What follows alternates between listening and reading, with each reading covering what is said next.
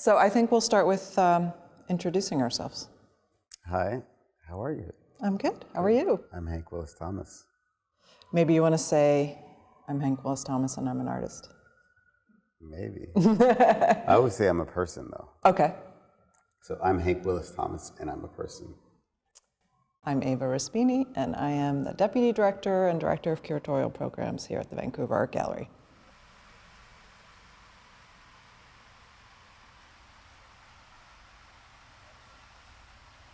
So you and I have known each other a long time.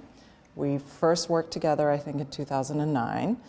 And now we're doing this amazing project here in Vancouver where we're bringing together 3 of your amazing stainless steel sculptures. But I want to go back a little bit and just talk a little bit about where you began as an artist and how I got to know you, which was really through the lens of image making. So can you just talk a little bit about how you became an artist and what those questions were for you in the beginning?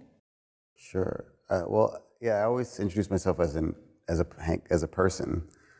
I think I was partially inspired by that from a piece I did a long time ago, where I used a lot of footage from James Baldwin's speeches, and a line that stuck with me is he said, "A person is more important than anything else." And I connect that to the ways in which people of African descent have been dehumanized and their personhood being taken away for centuries. And the importance for me as a descendant of slaves and indentured servants and likely slaveholders as well, and maybe even indigenous people of these lands, that I forefront my personhood.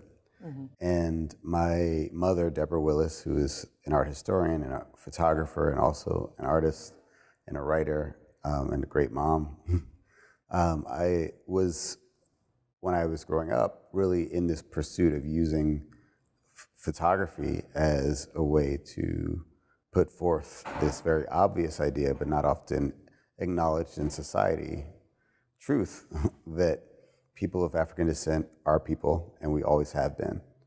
And I really see myself as continuing that legacy. And because there wasn't a period where I consciously started to do it, it was just like, this is what we're doing.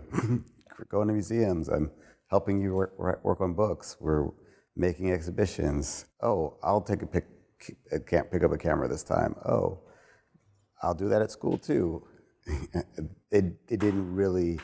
I didn't realize I was an artist until after I'd already graduated grad school with an MFA in photography and a MA in visual critical studies. I also already had a BFA in photography and Africana studies, but I was just doing what we did. And then I think I was nearly 30 and I was just like, oh, I guess I'm following my mom's footsteps and I guess I am an artist. So it was really kind of, I'm late. I guess I'm a late bloomer, or late to the obvious. When we talk about my mother, I also think about her influences, people like Roy de Carava, but also Gordon Parks, who wrote a book called The Choice of Weapons, and how the camera was a tool, a weapon for him, to confront racism and injustice all around the world. And we sometimes, or historically, thought about photographs as documents, just recording an event. But really, they're storytelling tools, and what they focus on, actually, in some ways, we use the term shooting, shoots us forward or backwards into space of time, because what's in the frame of the camera is important, but what's outside of the frame of the camera is actually more important. So the way that we target certain moments and say these are important or these people are important, inherently it says everything else is not. And so I've really felt it was important to really investigate the value of that framework and to interrogate it and also hopefully complicate it.